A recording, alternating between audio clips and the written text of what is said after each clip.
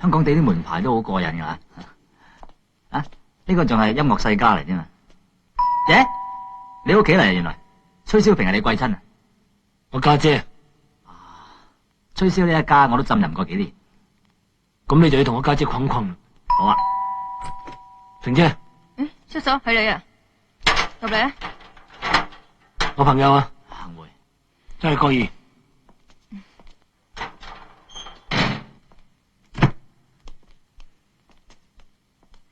打攪晒啦。同我阿平唔使拍戲嘅。哦，閣下就係要吹簫嗰位啦，係嘛？知道你仲問？咁多衛生紙嘅，呢排肚屙啊，平姐。你專係講嘢嚟潤我嘅，擺喺嗰度大家都就手啊嘛。喂，蕭生，大包佢，送快走啊！梗係嚟過啦，食咗。係。乜你中意吹簫嘅咩？係啊，冇錯。咁啊嚟啦！家陣吹唔係等幾時喎？都好，我吹先。吓？你吹？冇所謂嘅，其實大家只在研究下邊個吹先都一樣嘅啫。你識吹啊？咁我又想見識下。你吹啊！好。